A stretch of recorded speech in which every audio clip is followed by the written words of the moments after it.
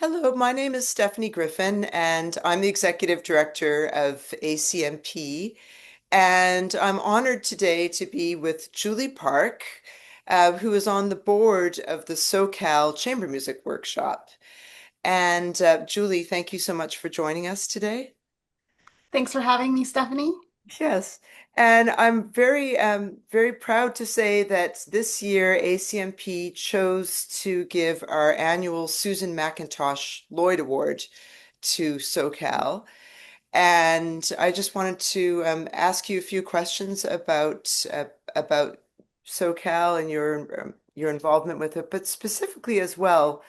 We are giving this award to SoCal in honor of our former two-time former board member, Ron Goldman, who passed away in December 2023.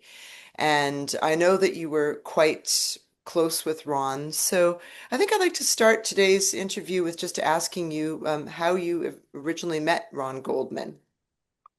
I was introduced to Ron through a mutual friend, Adam Birnbaum, who is also a former director of the SoCal Workshop.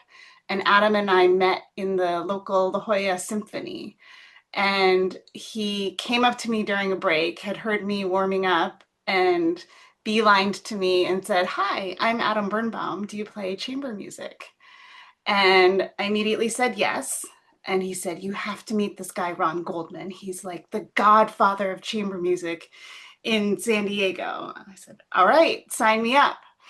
And so they invited me over to Ron's house to play quartets, and it was immediate bonding through our love of music and admiration for each other. And we were fast friends, and have been friends for the last 20 plus years. Oh, 20 years. Wow, that's amazing. So I actually as you know, I almost met you a few years ago during COVID because I was planning a trip to San Diego from New York, and uh, Ron reached out to me, invited me to come to one of the chamber music gatherings at his home. Can you tell me a little bit about those gatherings? Ron always wanted to play chamber music, and it didn't matter who you were or where you were from. If you were carrying an instrument around and Ron ran into you in the street, he would walk up to you and say, "I'm Ron Goldman. Would you like to play chamber music?" And so he would gather folks in his home, which I believe was actually built for the purpose of playing chamber music. He has a beautiful home in Bonita, California, and, large living room with high ceilings. And, the chairs and stands are permanently set up so that people can come and play chamber music. And so we would gather there, almost every week at times, depending on how busy people were, but just to play chamber music. And, speaking of COVID, during COVID, it was turned out to be a huge blessing because this beautiful home actually had a covered patio outside. Wow. And Ron laughed because he said, in 45 years or whatever of living at that house, he didn't think they'd ever used that patio. And it turned out to be the perfect place to play chamber music. And we started going really every week. And it was the only in-person interaction most of us had outside of, our coworkers or our family that we lived with because of the shutdown. And it was really a blessing to be able to have that interaction in person and be able to play music every week. That sounds wonderful. Did his neighbors get involved? Did you end up getting audience? Sometimes we would hear applause. um, Ron has a great story where he was complaining to his neighbor about his neighbor's chickens and said, "I hear your chickens all hours of the day and they're so loud. Isn't there something you can do about it?" And his neighbor said, "Well, I hear your chamber music all the time." And that was the end of that. Great. Yeah, he had quite a sense of humor. Uh, do you have other than the chicken story, do you have any like what is your like fondest memory of Ron or favorite Ron story from the past 20 years or so? Oh, there's so many. But I think one of the things that really is special, that was very special about Ron, You mentioned he had a great sense of humor, but he was also just super passionate about everything, and he did everything with great energy.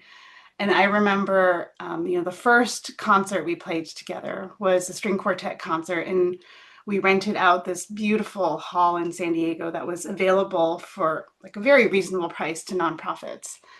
So we rented out the hall and invited all of our friends, and we made a bet. We put a pool together on like how many people would come to the concert. And so it was Adam Birnbaum, Janet White, and Ron and I. And I think Janet and Adam and I, excuse me, we all had something in the, dozens of folks. And Ron said 200. And we were like, there's no way 200 people are coming to this concert. And I can't remember how many programs we printed out, but we ran out. And it turned out, I think we counted like 175 people. Oh, Like Ron wow. was by far the closest.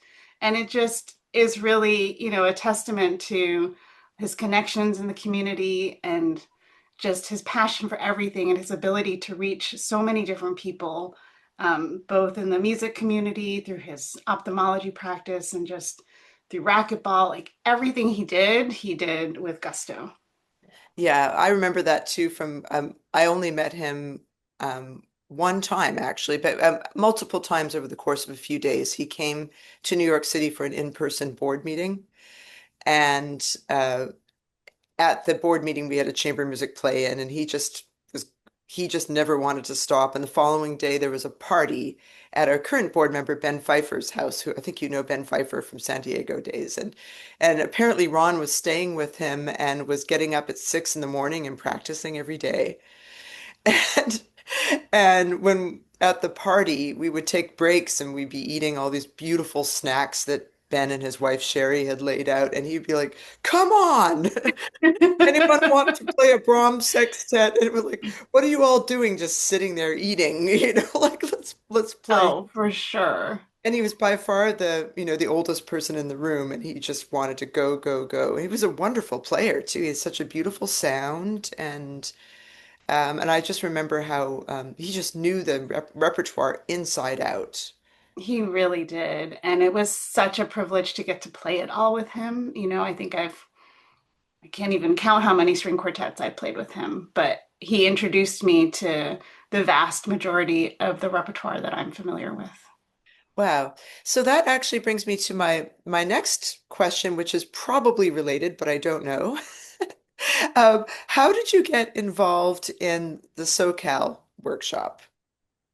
Yeah, so I first went to SoCal, I think it was 2003, and it was shortly after I met Ron. And of course, Ron wanted everybody he knew to go to the SoCal Chamber Music Workshop. So I went in a quartet with Ron and Adam and Janet and played together.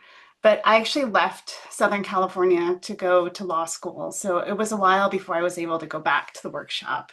Had kids and all of that, but have been really attending regularly for the last 5 or 6 years. Nice. And, had attended other times in the past as well when I could make it work out with my schedule.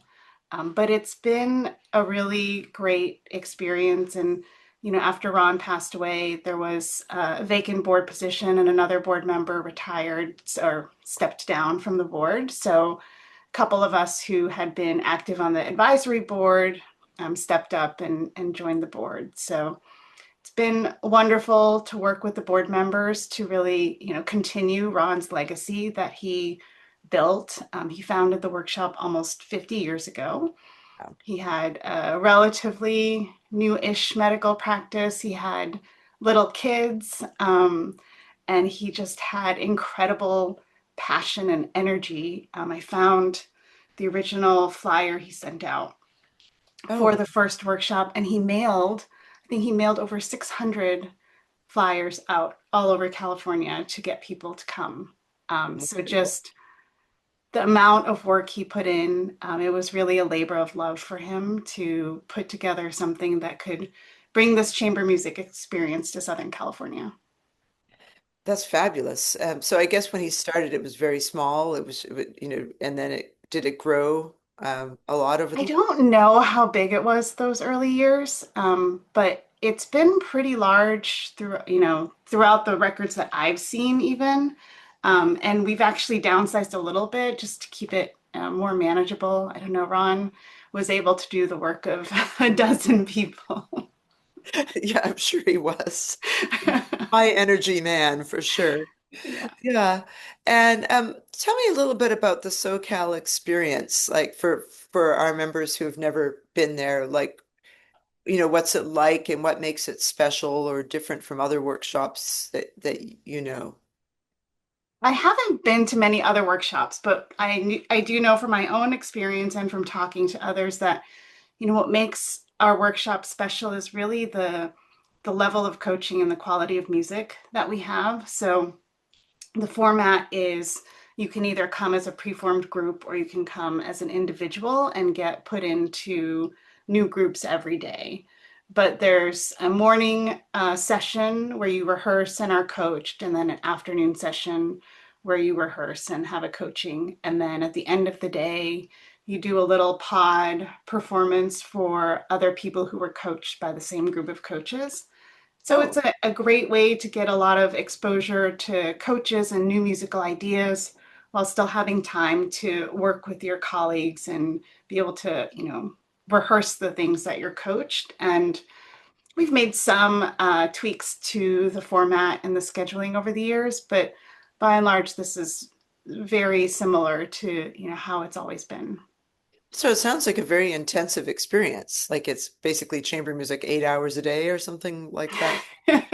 Yeah, so the only required sessions are the two coachings and the pod. So I guess that's about 6 hours a day. But for many of us, it turns into many, many more hours. And, Ron was the pioneer of playing till 1 a.m. There's freelancing sessions in the evening, we call them, and those can go from 7 until, most people will sign up for a couple of hours. And then there's the late shift where people wander around and gather other folks who, want to play into the wee hours of the morning. Oh, wow. That sounds amazing. Yeah. And from your last, few, I guess you've been to SoCal about 6 times, it sounds like, or Something like that, yeah. so do you have like a fun memory, like a favorite story from your time at SoCal? Yeah, so I think in 2021, we opened up the workshop again, and it was July, and it was the first thing that so many people had done since the shutdown, since COVID. And we managed to get in just as so the mask mandate had lifted in Los Angeles County, and we were all able to go and be unmasked for those people who were comfortable. And the mask mandate went back into effect the day we left the workshop.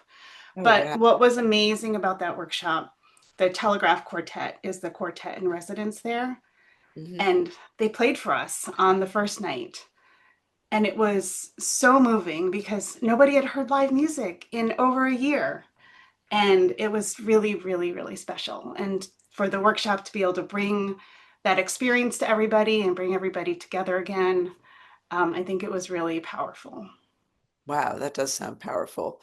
And in terms of like experiences you've had over the years at SoCal, what experience would you say had the most impact on you, like lasting impact on you as a chamber musician?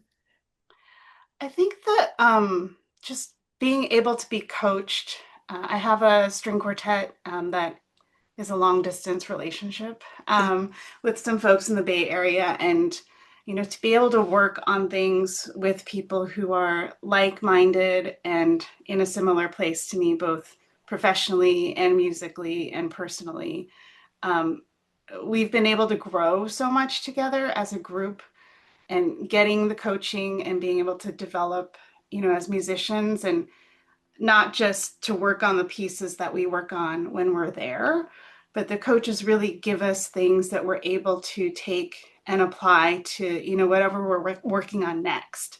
And so Nice. throughout this process, I feel like, we've become better musicians and better chamber music players and able to really take the music and make it our own in a way that SoCal really helped enable.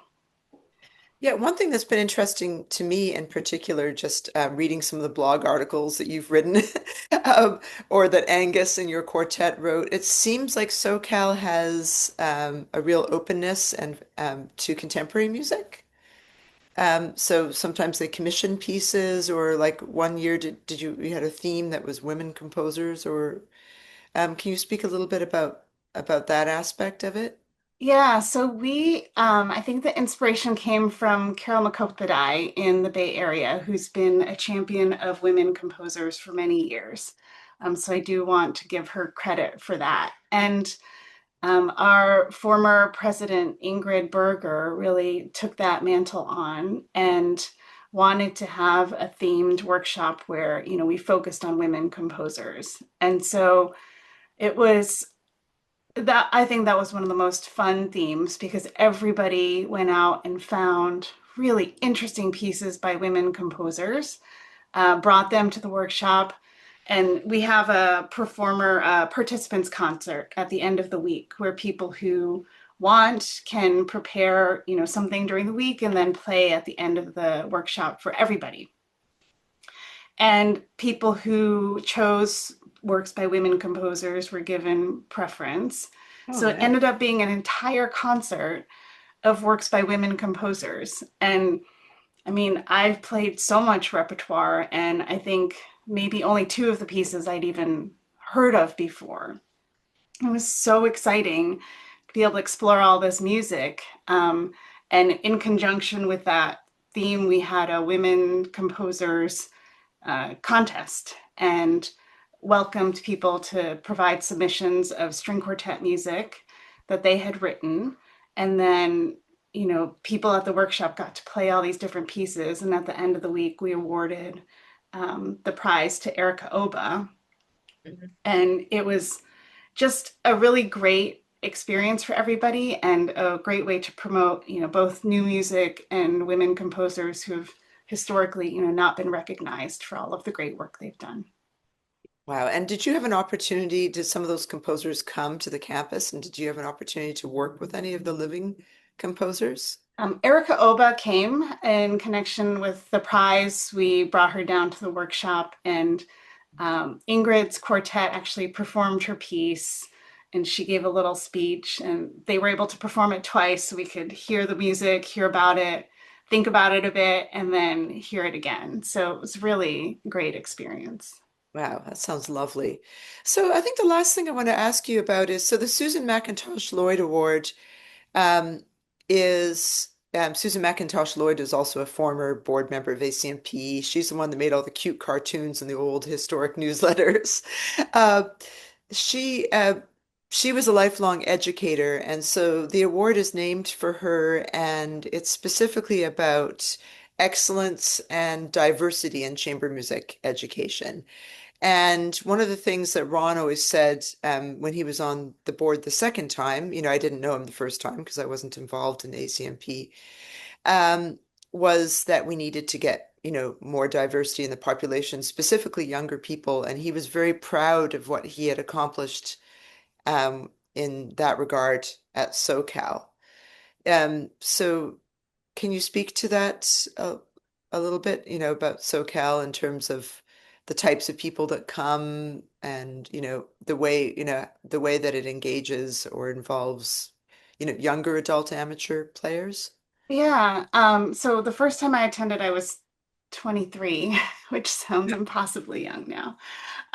But Ron really was always focused on getting more young people to the workshop and really keeping the legacy of the workshop alive. And over the years, the workshops explored different ways of doing that through scholarship recipients and really outreach now is what we're focusing on to try to reach the younger audience through our existing members and population, reaching out to their friends and looking for new ways to bring in the young population. But it is really important, it keeps the workshop interesting to have all the different, diverse viewpoints and being able to work with people who, maybe don't know the literature as well as you, or are bringing some new technique or interesting idea to the table. So it is something that's very important to us.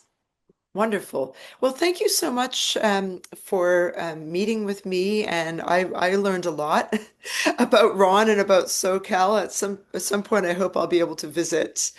So I really appreciate your time, and I just want to say, congratulations on all the great work you do, and that ACMP is so happy to support SoCal with this award and other grants in the future. And we're I feel like we have the same mission, and that what you are doing at SoCal is really supporting our mission, which is basically getting as many people as possible to play for their own pleasure and enjoyment, and regardless of their level, regardless of their age, regardless of where they're from. So I feel like SoCal is such an excellent partner in that.